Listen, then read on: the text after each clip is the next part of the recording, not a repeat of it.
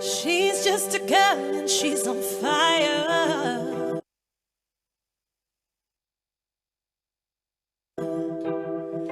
Hotter than a fantasy, lonely like a highway. She's living in a world and it's on fire. Feel like a catastrophe, but she knows she can fly away. She's got both feet on the ground and she's not burning down. Oh, she's got her head in the clouds and she's not backing down. This girl is on fire.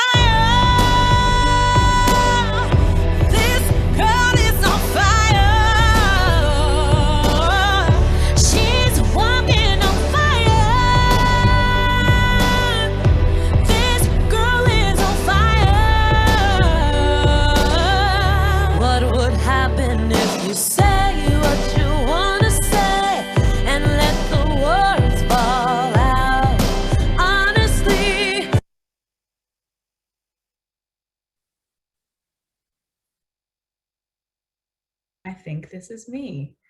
Good afternoon, everyone.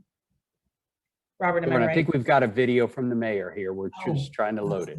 Hi, Pittsburgh. It's your mayor, Bill Peduto, and thank you for joining the Appointments Project webinar.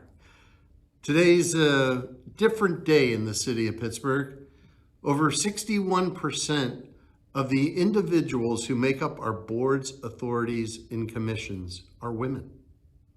But we can do even better. That's why we are proud to join United We, Pump, Chatham University, the Women's and Girls Foundation, in order to provide this webinar to help to make our boards, authorities, and commissions reflect the true diversity of our city of Pittsburgh. Thank you for your interest in the city. Thank you for taking the time to want to do more, and thank you for making this city even better. Enjoy the webinar.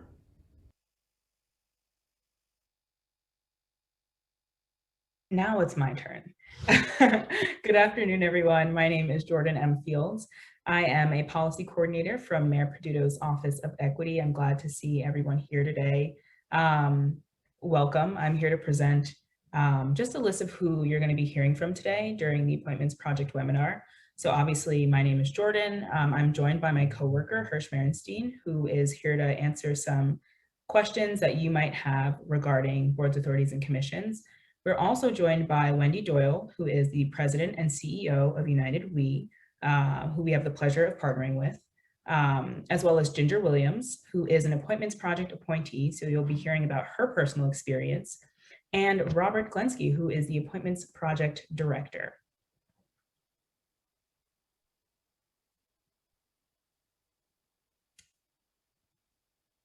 And we are also joined by our 4 community partners who Mayor Peduto mentioned, the Chatham University Women's Institute, the Executive Women's Council, Pump, and the Women and Girls Foundation. So at this time, I'm going to give them a moment to briefly speak about their work. And I also want to acknowledge that we have the executive director of our city's Gender Equity Commission on with us today.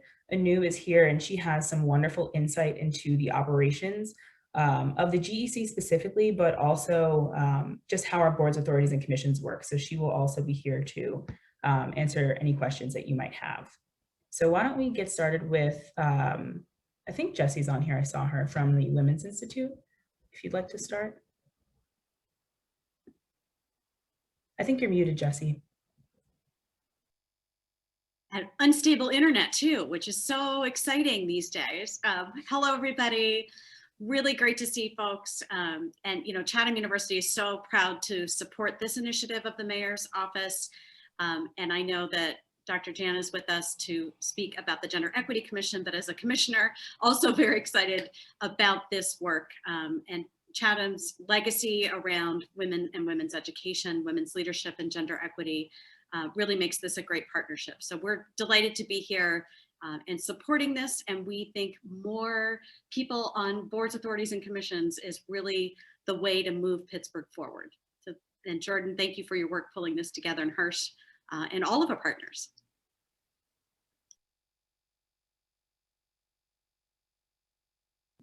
I believe I saw Ratna on here. Yep, there you are.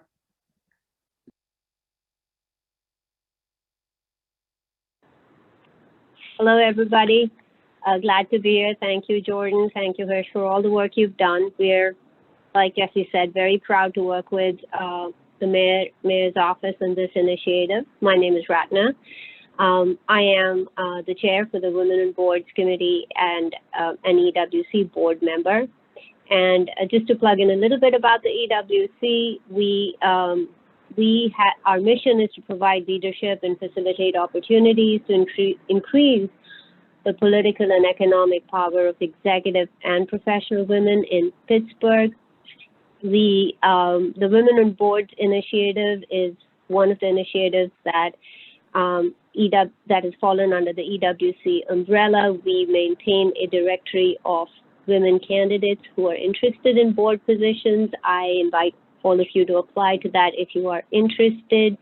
If you have any questions about the EWCW or the Women on Boards or are interested in becoming a member, please feel free to reach out to us. I encourage you to learn a little bit more about the organization, and we're very excited to work on this initiative, to partner on this initiative. Thank you, Jordan. Thank you. Is Brian on here from Pump? I do not see him, but that is okay. Pump has been a wonderful partner throughout this process, and hopefully he can join us a little bit later. And I believe Chandani was on here. I believe I saw her. Hello, hi. I'm Chandani Sharma from the Women and Girls Foundation. And WGF is a nonprofit that empowers women and girls through advocacy, grant making, community engagement, and our Girl Growth program. And we're really excited to be partnering on this because a few years ago, we also did something called Zero No More, where we reviewed how many companies in the Allegheny County have 0 women on the board. And it's amazing to see how far we've come and how far we can still go. So thank you, Jordan and Hirsch, for inviting us. I believe at this time I am tossing the mic to Wendy. Thank you, Jordan. It's great to be with everyone.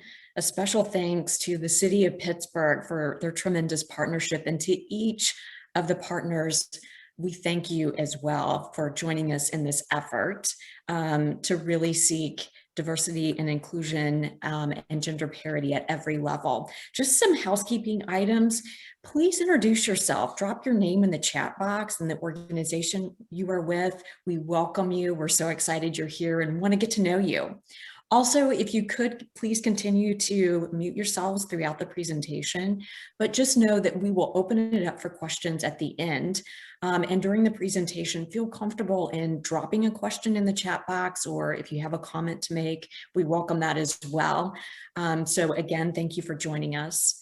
I would like to just recognize that the singers that you heard in the opening, they performed for a United We event, and they performed for the first time together. So I think the illustration that we wanted to make here is that the importance of women coming together, supporting one another, and utilizing your voice, and which is absolutely the key objective of the Appointments Project and our time spent together today.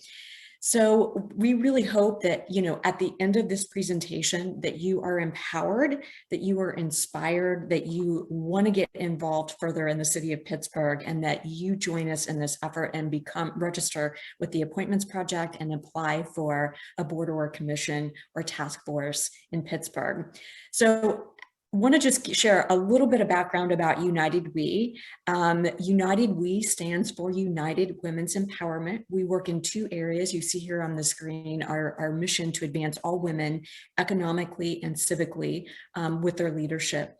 And we do this in a couple of ways. So, a key thing to take away is that we are really a research-based organization, that we really come up with solutions and make all of our decisions based off of research. We utilize the research then to build out a public policy platform that's really nonpartisan, focused on economic development for women and their families.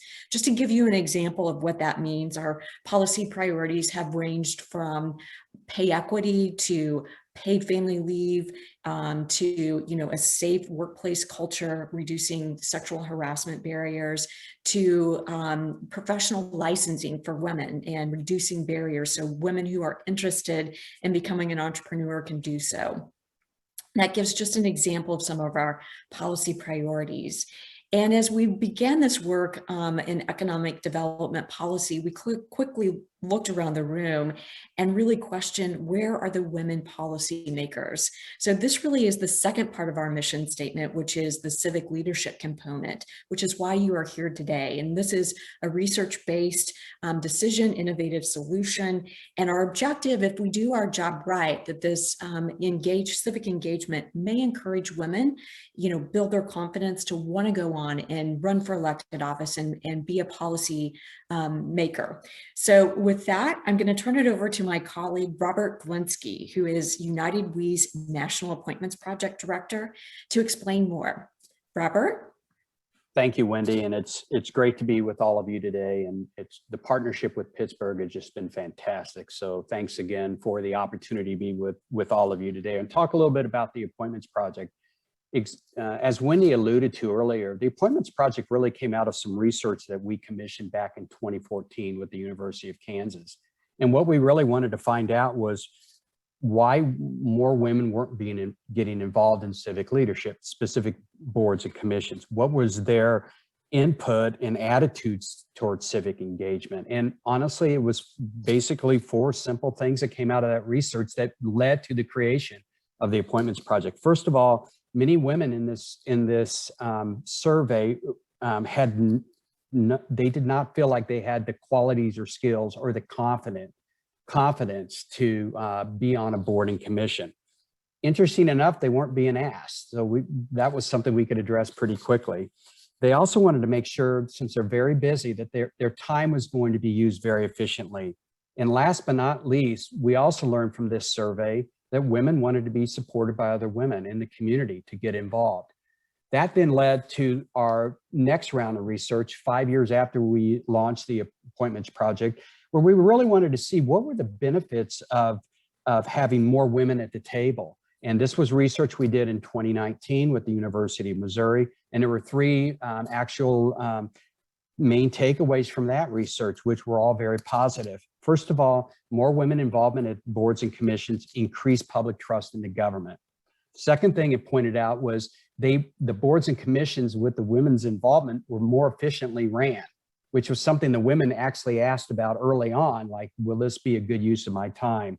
And last but not least, which is really the bottom line of the Appointments Project, by more women being at the table, it improves the lives of community residents, especially women and their families. So bottom line, everyone benefited when more women were brought to the table.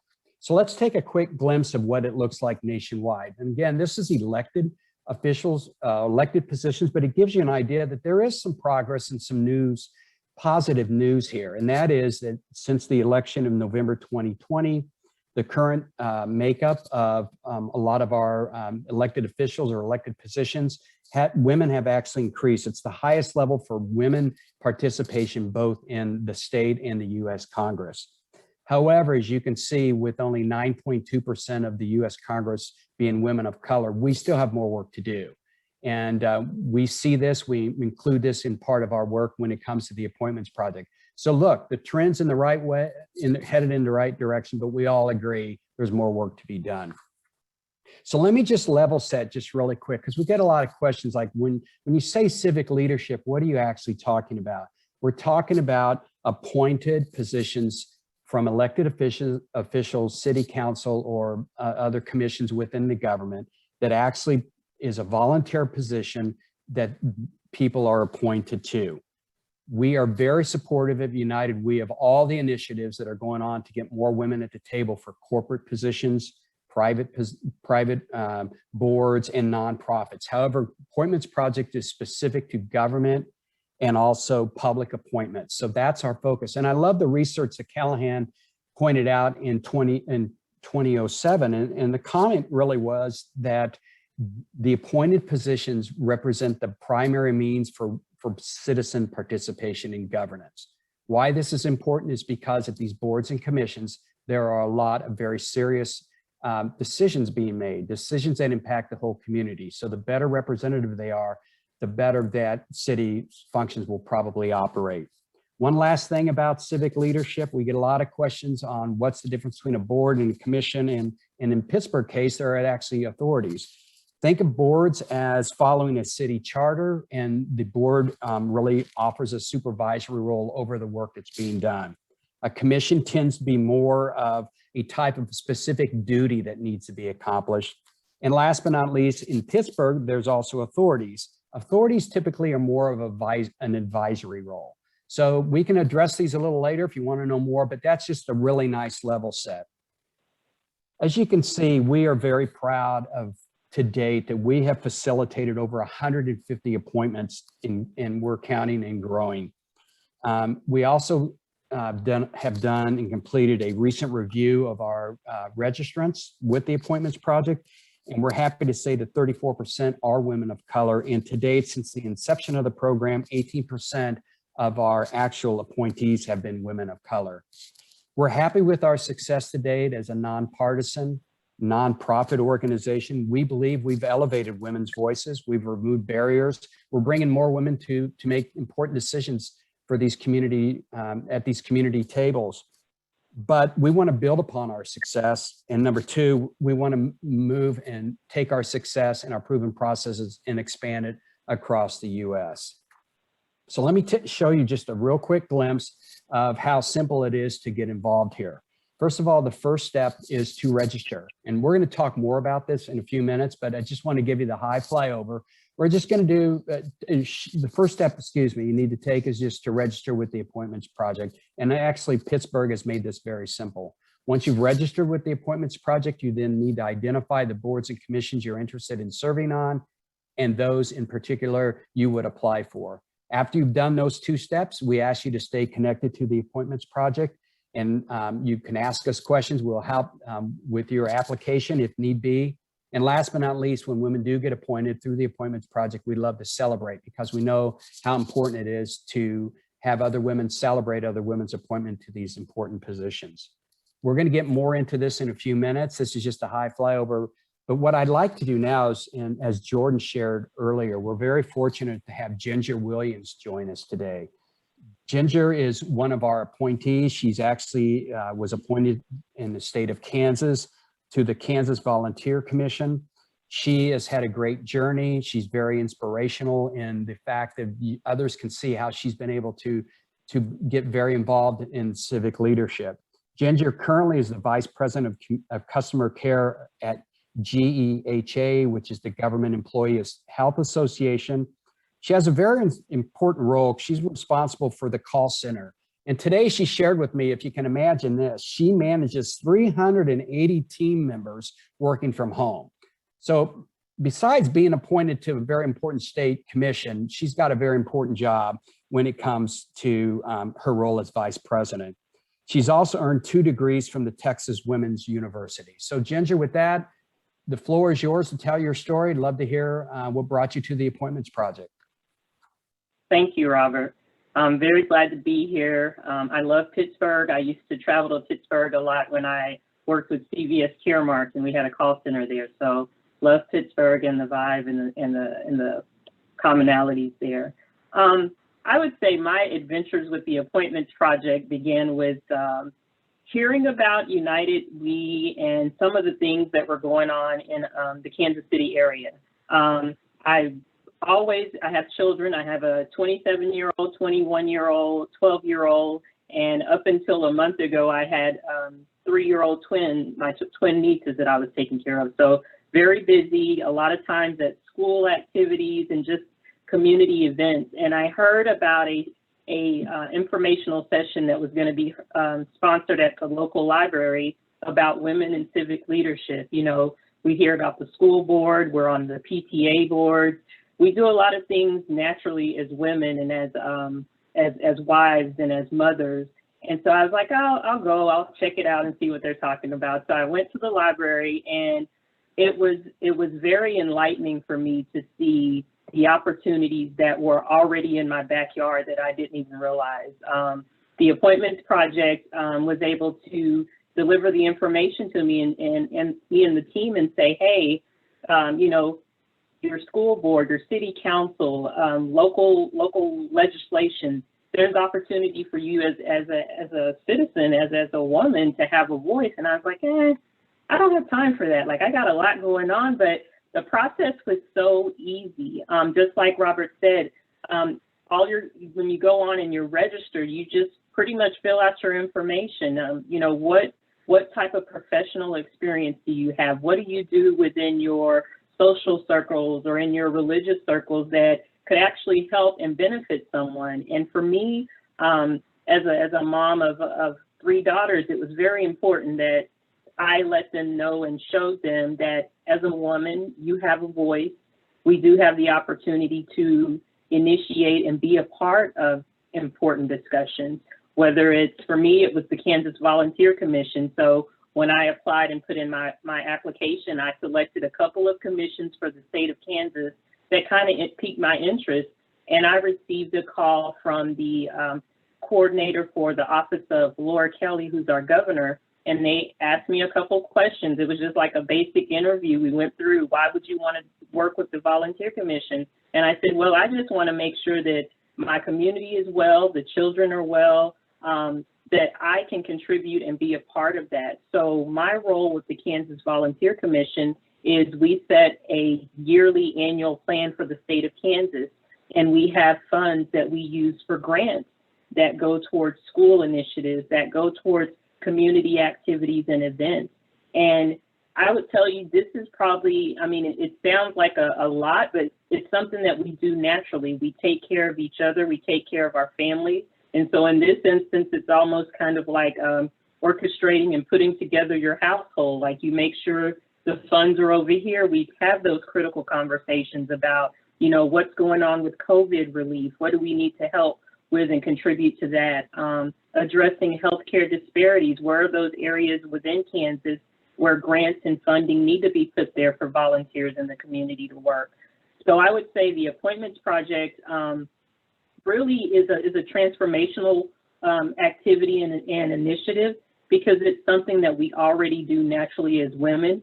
This just gives us that platform and that foundation to elevate ourselves and be a voice at the table. You know, we do the civic activities with the schools. We work with the sports team. Like, when you think about your day-to-day, a lot of what you do in your professional and personal life, you could do that on a board or commission. And so for me, it was easy to make that transition, because the work that I'm doing is not only helping my immediate community, but it's helping my family. It's helping the community as a whole. It's helping the state of Kansas.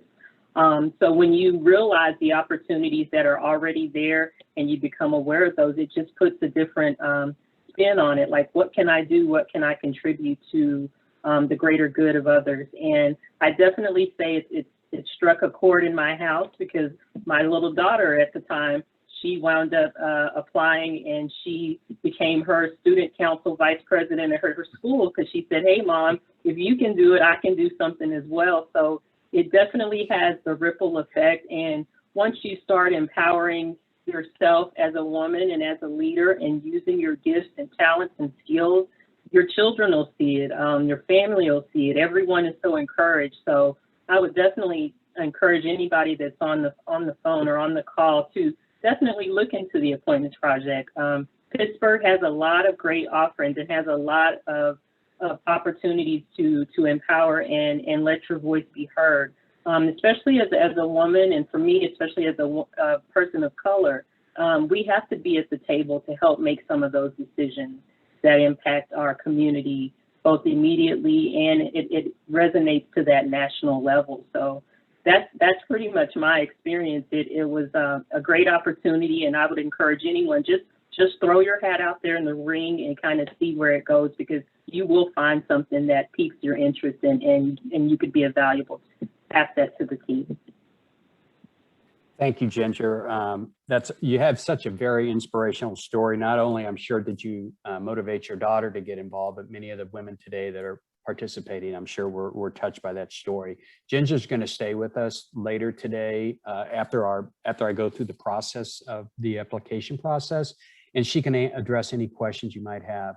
As Ginger said, though, it's time to throw your hat in the ring. And what we want to do is now take you through the actual process of doing this. We really look at this webinar as an invitation to all of you. This is your time to jump in. As Ginger said, throw the hat in the ring. But what we really want to do is show you how simple this process can be and why you should consider a role in civic leadership. We believe you're ready, and it's very simple to apply.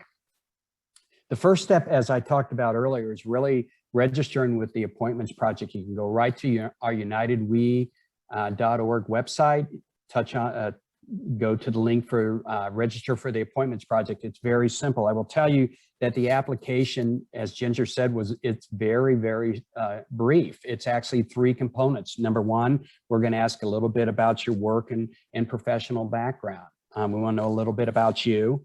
Your second area is area of interest. We also have a section in this part of the application. We want to know specifically about any boards and commissions you're very specifically interested in serving on.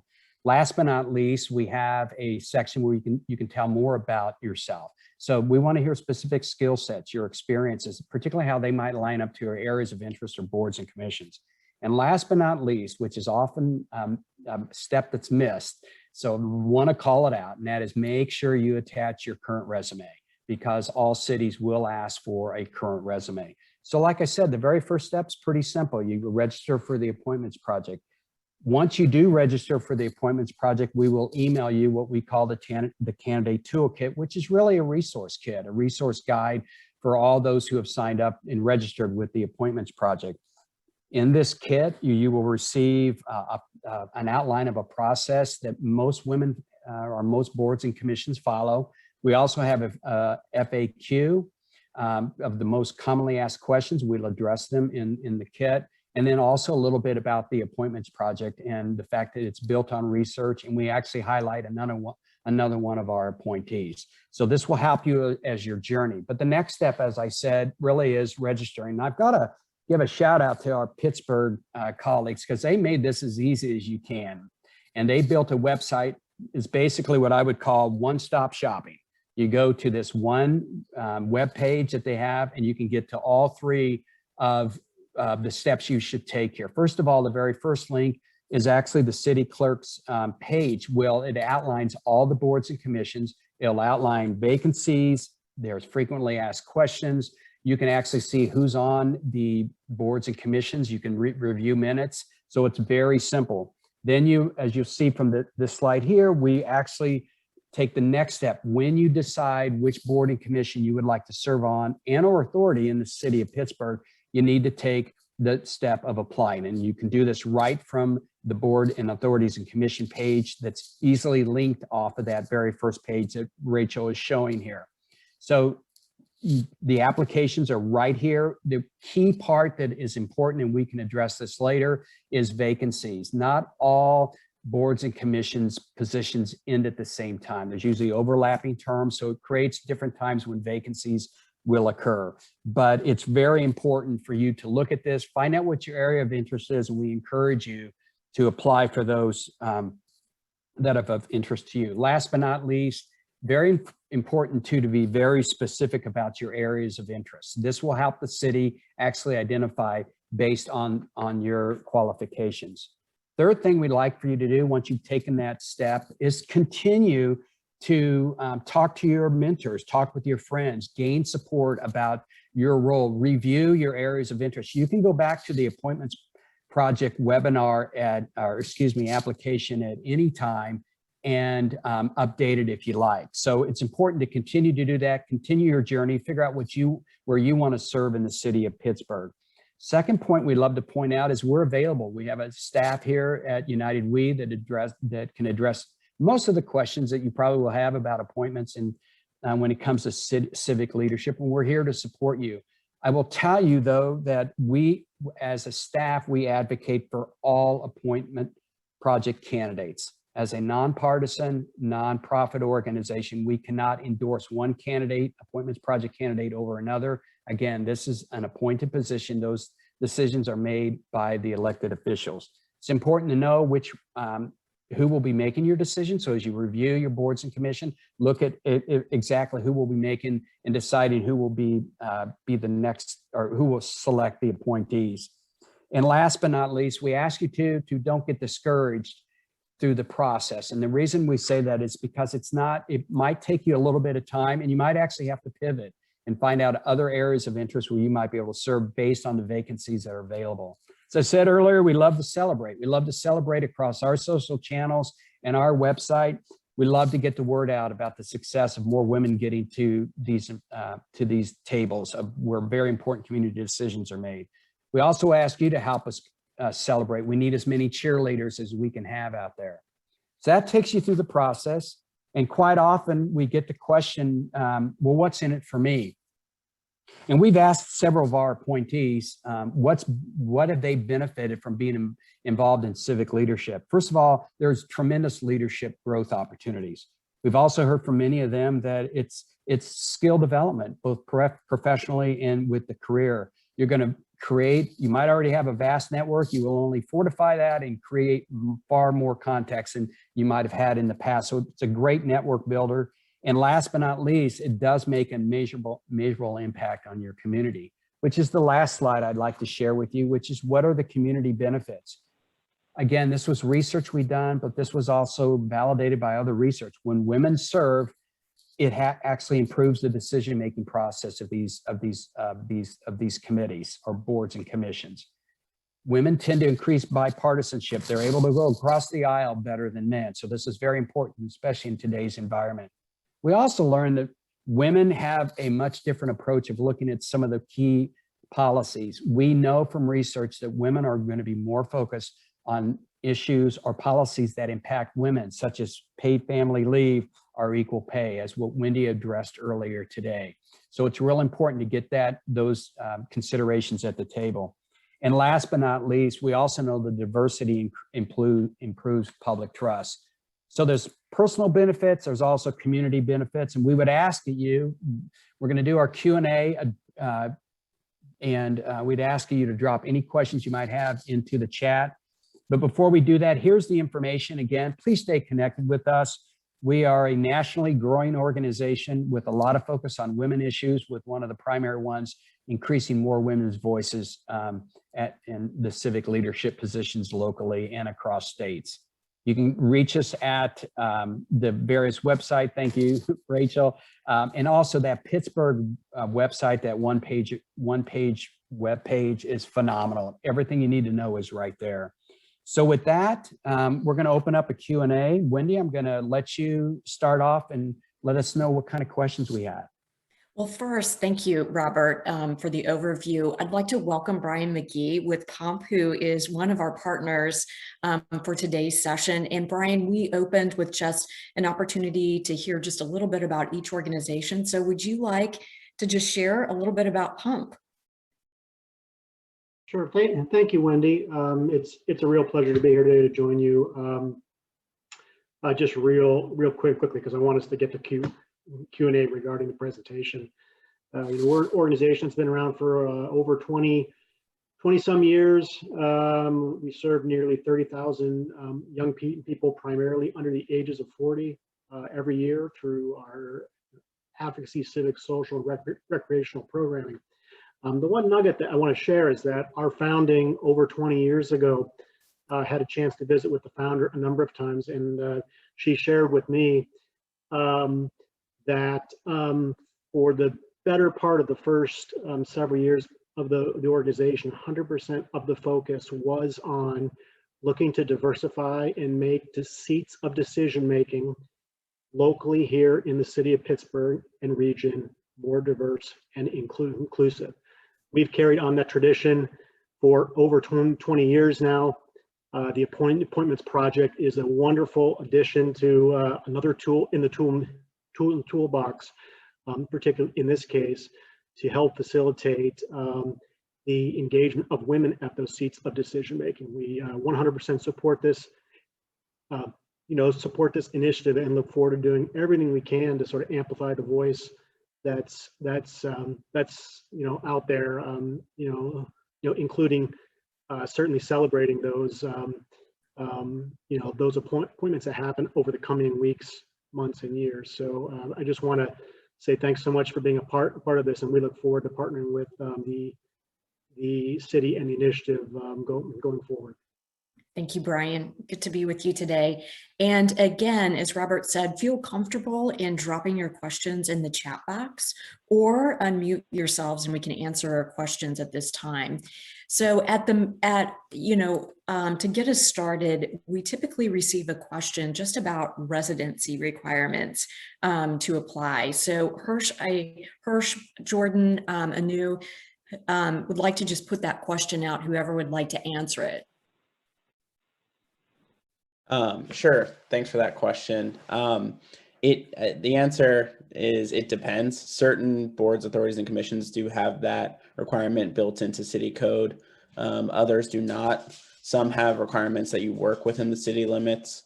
Some don't have either. So it really depends on your interest. And I've said this at past webinars. The offer still stands. Please feel free to reach out to us if you have a specific board, authority, and commission that you're interested in, and if you're curious about residency requirements for that one. Fantastic. And then is it acceptable to apply to more than one board or commission at the same time? Absolutely. It's encouraged. If there's one or several that pique your interest, that you feel you would be an asset to, we encourage you to apply for as many as you see fit. Okay. Wendy, I have a couple questions also sent to me, and this one is going to be a two-pronger. So Hirsch, it's going to be pitched to you, and then Ginger, I'd love to get your input on this, but received a question around, do you need previous experiences on boards and commissions to be a good applicant? I'll say from the Pittsburgh perspective, one thing that that Mayor Peduto is committed to, and part of the reason why I think we have seen such success in diversifying our boards and commissions is it's really open to anyone. We've seen an increase in the last few years of people and women who have had no prior service to a municipal board, authority, and commission, who have gone on to become some of the most valuable members of the city and its efforts around equity, sustainability, and more. So yeah, to answer your question, no, you certainly do not need prior board experience to join a board, authority, or commission. Sure. And Yeah. Ginger, I'd love to get your input on this. I know you were very involved previously, but I'd love to get your take when you showed up at that very first commission meeting that you had. Like, did you feel qualified? Were you ready to go? And talk a little bit about that. I think the thing is, a lot of times as women, we kind of take for granted, or we even shortchange ourselves. And we do have a lot of transferable skills and abilities and different things that we do that are needed within other areas. So for me, it was a little scary in the beginning, because I didn't exactly know what it was going to entail. But when I went to the informational sessions and read the information, it was pretty much things I was already doing in my professional world as well as personal world. And one of the other things too, on that last slide you had where it said it gives you the opportunity to have a lot more leadership development, community interaction. Just this year, with my time with United We and the Appointments Project, I was sought out by two different organizations, the Community Service League of Greater Kansas City here, and the United Way of Greater Kansas City. And I was just appointed to both of their board of directors just because of the work that I've been doing with United We. And there's a need for women. There's a need for women of color to, you have something, you have gifts and you have experience that is going to be valuable, maybe not to a specific commission, but maybe to other groups in areas of insight within Pittsburgh. So just take a chance and do it. I mean, apply to as many as you feel like you want to, and I'm pretty sure there's one that's going to be a great fit.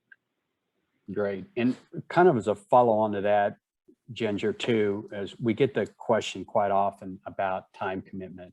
You were very busy mom, obviously, you had a lot of irons in the fire, but I'd love to just get your take on time commitment, number one, but then also when you got involved, what did you find out with regards to time commitment?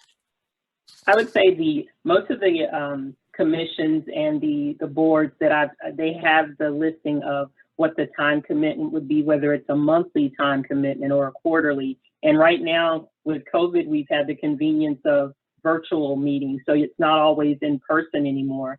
So the time commitment truly is, it's one of those things you kind of have to look at your personal and see what do you have. Like for me this morning, I was on an 8 o'clock call. Well, 8 o'clock was great for me because I didn't have to start work till 9. So I'd say the time commitment is pretty flexible. And for the most part, once I got into the commission and saw the schedules, if there were things that needed to be adjusted, there's a lot of times you can make adjustments and meet in different ways now. So I'd say time commitment, it took a little juggling, but I have a phone and I have my little planner and I just map it out and try to share the wealth with my husband as well. That's awesome. And Hirsch and Jordan, we have another question that's kind of come in on time commitment. Does this time commitment vary by boards? And can you give a general idea of how many hours per month on average would it require to serve on a board? Yeah, I would say it does. It does vary based on the board. And whether you'd like to serve on subcommittees in addition, or there's sub task forces on some of them. Typically they have monthly meetings. That's generally the trend. And then there's maybe some other commitment. And I see a News raising her hand. She might have some insight to add from the Gender Equity Commission perspective. That'd be great. I didn't mean to interrupt you. I just wanted you to know. No, that's perfect. Okay, so the Gender Equity Commission is one of the newest city commissions, and we have a Racial Equity Commission City Council's working on. Hopefully we'll see that evolve soon, and the LGBTQIA+ commission that was created this year. I say all of that because we have had some real growing pains, of course, as a new commission, and there is no one set formula. So the best thing you can do is talk to the people involved in a commission. And many of us, like myself, as the executive director, I try to make myself available. And so I can tell you specifics about our commission, introduce you to commissioners, and you can find out very specifically and right now. So commissions also take on a life of their own. So our commission to start, it was a really heavy lift. And I think commissioners expected that, and it was still really challenging, stretched people, and then COVID. So we were in end of year 2, and no one foresaw this being part of the time commitment. The commissioners really rose to the challenge. Jessie Ramey, Dr. Ramey's here from Chatham as a partner, but was also the former chair. And so she can speak to how much of a time commitment. I would say we are now in a more sustainable mode, and there is for the Gender Equity Commission right now, there is a required monthly meeting that's 2 hours. Officers probably put in those who are elected, so they choose to stand for chair or vice chair or secretary, probably at least 10 to 12 hours a month, just helping to plan the meeting, contact with commissioners. But that's something, once again, you'd stand for election. I would say other commissioners, in addition to the 2 hours, it's probably another few hours a month. So that's a gender equity commission right now. So everything from bare minimum 2 hours a month to probably 5 to 6 hours, and then it can go up from there. And so once again, the best thing to do is to ask about a specific commission and what they're up to at a given time, if they're rewriting their bylaws or something other that can be very time consuming for commissioners. Great. One other question for the city of Pittsburgh was around personal legal responsibilities and liabilities. Do board members or authorities or commissioners bear? So like what connection of any legal responsibility is tied to the individuals? I think it varies. I don't know, Anu, if you have anything to add from the Gender Equity Commission as an example. So that's a really good question. Thank you, Hirsch, for tossing that my way. I would say for commissioners, there is no, so there is a code of conduct that commissioners designed, and there's an expectation that commissioners will live up to that. But in terms of taking on legal responsibilities on behalf of the city, we absolutely discourage commissioners doing that. It would be city employees and the people with the correct authority to do that. But each commission may ask you, kind of like an honor code. If we're going to work together, here are the ways we will maintain, ethical standards. And those are very much tied to, what our ethics department says are best practices for commissioners. So I hope that answers that question. Great, thank you. We also had a question we get often. We want to thank Sarah for sending it in regarding mentorship. And I think this is going to be a round robin answer because I'd like to address this a little bit, but I'll go last. Ginger, I think it'd be nice if you talked about the mentors you have, and then Hirsch and Jordan and Anu, if you guys can address any programming out there in Pittsburgh, and then I'll give you a kind of a high flyover regarding the Appointments Project. So Ginger, what about mentors along the way? What role did they play? I would say for me, mentorship is very important. There's people that were already in my circle, both professionally and personally, but the Appointments Project really puts you into connection with so many women and so many resources in your community that you may not have even been aware of. There's a lot of them that I've met through meetings, through different interaction points, and they're so diverse, such diverse backgrounds and experiences. I feel like it opens up your circle of opportunities for mentors. And once you get into the Appointments Project as well, people will come to you and look to you as a mentor, even sometimes if you don't feel like you don't have anything to contribute. So I think it's a mesh. You'll meet some that's going to naturally occur, and then some you're going to meet just through the process of networking and professional engagement in some of these things. That's great. And I wonder if anyone in Pittsburgh can address any particular programs that are going on with mentoring that you guys might be aware of, or any thoughts for Sarah? So the Gender Equity Commission, because we just transitioned chairs and we're thinking ahead to what it will be like post-COVID, and we're always thinking about equity and accessibility, we want to make sure that anyone in the city of Pittsburgh who wants to join the Gender Equity Commission, that we eliminate whatever barriers we can that are equity related or access related. So mentorship and community engagement is something we're working on. So I know that programs like Pump and Pulse, I mean, this is really their wheelhouse. And so for people who maybe Pump and Pulse fellows tend to be recently out of college, if I understand correctly. But so for women who are, say, mid-career, that's something that I think there's a bit of a gap in Pittsburgh. And so that's something that the Gender Equity Commission is thinking about, how to formalize and make sure. I personally receive a lot of requests for meetings, and because I'm on my third career, And I've done a lot of, I used to be a professor. I founded a small consulting business in 2015, and now I work for government. So I love mentoring, especially younger women. I've been mentored by really kind and generous people, so I want to pay it forward. So gender equity at pittsburghpa.gov for anyone who wants to connect with the Gender Equity Commission and potential mentors. Some of our commissioners might be able to do that. I think I'm really appreciating what Ginger is saying.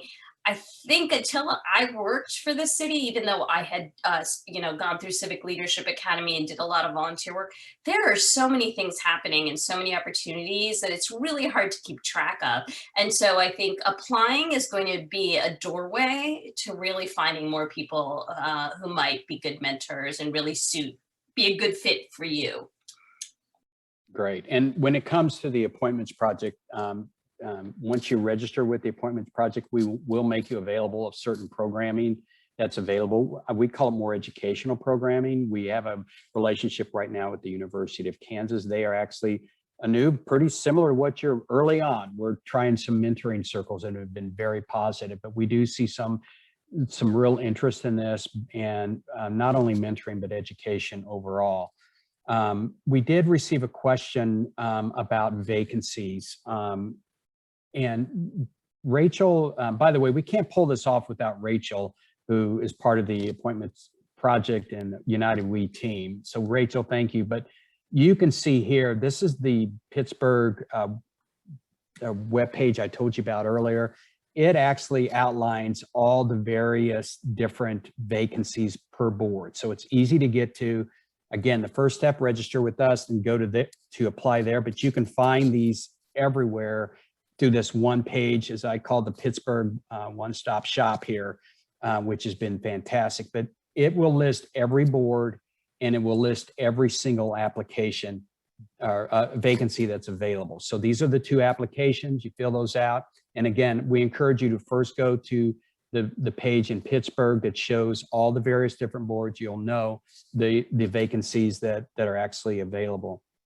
Hirsch and Jordan, I didn't know if you guys wanted to make a comment about, we get a question a lot about the vacancies that are upcoming. And I know there's some elections going on in Pittsburgh. I would love to get your comment or thoughts specifically when it comes to upcoming vacancies. Sure. So the website that Rachel's showing right now, we try to keep it up to date in partnership with the clerk's office. So I encourage people to check in there. You'll notice that there pretty much a schedule. April, June, and November are very common times where terms expire, which then results in the mayor, deciding to reappoint someone if they're interested in serving, or finding a replacement if they'd like to roll off. So those are generally the times that vacancies appear, but definitely encourage people to check back to this page regularly and bookmark it. And you can always reach out to Jordan or myself if you have specific questions about upcoming vacancies or interest. That's great. And then one other question kind of tied to vacancies, Hirsch, is related to sometimes some of our registrants will say it takes a while before I get appointed. Do you want to address kind of the process? Not every vacancy opens up at every single time. There's overlapping terms, but give us a little bit of perspective on the how long it might take and the actual process that goes on. Sure. So typically, Mayor Peduto will make decisions at once for several vacancies, and we'll send those over in a batch to City Council, who has the ability to either hold an appointment for an interview or vote right then and there to confirm an appointee. So that process is pretty quick once the batch of appointments come in. The time in terms of selecting appointees and when they come in, that varies, and it's based on the mayor making the decision to appoint a certain person. And the appointments project is wonderful because it gives us the ability to send him and the chief of staff a host of resumes and interested individuals for various boards, authorities, and commissions. Great. We have just a few minutes left. I didn't know if there's any last questions, and feel free to open up, unmute, or feel free to put it in. I do want to, during this time, I do really want to say thank you to Jordan, Anu, and Hirsch. They've been just tremendous partners with the Appointments Project. We've had very successful program to date, and it's really attributed to the three of them. They run a great operation up there. It's been an easy opportunity for us to get involved. I also, before we close, want to thank Ginger. Her inspirational story is just tremendous, and I call her our celebrity appointee because people always ask, is Ginger available? So we always try to get Ginger available, but her story is unbelievable, and it really points to the fact that all you got to do is throw your hat in the ring, go for it, and that's what the Appointments Project is about. And before I close, also, I just also want to thank our community partners who have been with us. And if you have any questions relating mentorship or anything, please reach out to our community partners who've been very supportive of this initiative. We're going to close with, if there's no last questions, we're going to close with another little, our singers again, but we're going to actually ask you to fill out a survey. So again, you guys, everyone have a great day. We appreciate your interest in the Appointments Project, and we're here for you if you need anything. And with that, we're going to end in our song. I want to say thank you again for your interest in the Appointments Project.